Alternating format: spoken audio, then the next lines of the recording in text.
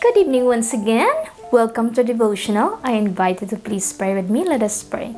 Gracious Father in heaven, Lord God, Lord, I thank you for this privilege, oh God, to think about your goodness, your word of inspiration, oh God. We can only trust you. We can only rely unto you because you know what's best for us, oh God. Bless us now as we partake this food from heaven. Empower us, oh God. Give us the wisdom and understanding that we may grow in love with you more and more every single day of our lives. Thank you so much, oh God, for hearing us. In Jesus' name we pray. Amen. Right. Nothing is hidden. That's the title of tonight's devotional. Almost the same as from last night. But this time it's found in 2 Samuel 12:9-10. Why did you despise the word of the Lord by doing what is evil in his eyes? You struck down Uriah the Hittite with a sword and took his wife to be your own. You killed him with the sword of the Ammonites. Now therefore the sword will never depart from your house because you despised me and took the wife of Uriah the Hittite to be your own. Now Ecclesiastes 12:14 also says, For God will bring every act to judgment, everything which is hidden, whether it is good or evil. God was displeased with David's wrongful deeds, so he sent prophet Nathan to rebuke him. Nathan came and started with a parable of two men. One was rich and the other was poor. Verses 2-9 says that the rich man had a very large number of sheep and cattle, but the poor man had nothing except one little lamb he had bought. Yes, he raised it and it grew up with him and his children. Wow, it must be so dear to him. Okay, it shared his food, drank from his cup, and even slept in his arms. It was like a daughter to him. Then there was a visitor who came to the rich man, but the rich man refrained from taking one of his own sheep or cattle to prepare a meal for the traveler who had come to him. Now instead, he took the ewe lamb that belonged to that poor man and prepared it for the one who had come to him. King David was burned with anger against the man and said to Nathan, As surely as the Lord lives, the man who did this must die. He must pay for the lamb 4 times over because he did such a thing and had no pity. Then Nathan said to David, You are the man. Nathan continued that King David was anointed by God to be the king over Israel, unprotected from the hand of Saul.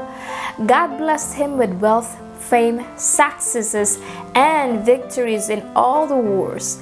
God said if all this had been too little, he would have given David even more. Why did David despise the word of the Lord by doing what is evil before his eyes?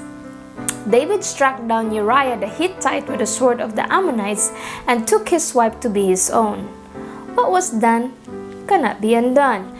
King David was remorseful, but he has to pay the price of his sinful acts. God brought calamity on his household. Before David's eyes, God will take his wives and give them to the one who is close to him. King David's plead the Lord to save his life, and God answered his prayers. However, his oldest son of Bathsheba will die, and the soonest prophet Nathan left. Bathsheba's first son with David became ill. After 7 days, he died. King David was devastated. He fasted before God and pleaded the Lord to save his son, but the judgment was already given. His son died. There are consequences to our wrongful doings. Let us take, for example, the body's natural laws. If we drink alcohol daily for years, this would create havoc inside and damages the liver and other vital organs in the body, including the brain. We think it's okay to do wrongful things, and we keep repeating them. Guess what? It will come back to us. We will reap what we sow. Galatians 6:7. My brethren, let us be watchful for all the things and ask the Lord to abide in us in all things. We should not make a hasty decision and always ask God to guide us in all decision making we have. There is nothing hidden that cannot be seen before the eyes of God. Truly, nothing is hidden before Him. Let us pray. Father in heaven, Lord God, what a message you have for us, O Lord.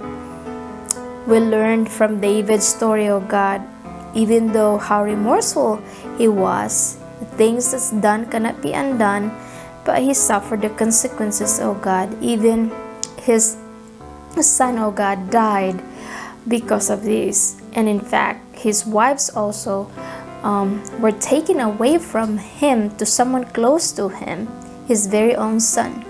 Oh Father, these are consequences of the wrongful things that we have done, O God. Father, please forgive us, O Lord. Help us not to commit sin against Thee. Help us to follow Your will and to give You praise, honor, and glory. Father, we thank You because You love us so dearly, but we don't want to abuse the kindness that You have for us, the grace that You have for us, O God. Help us to love You back with all our hearts, with all our might, with all our strength. Thank you, Lord, for everything and for hearing us. In Jesus' name we pray. Amen. Thank you so much once again. I hope to see you again tomorrow night. May the Lord God bless you. Bye-bye.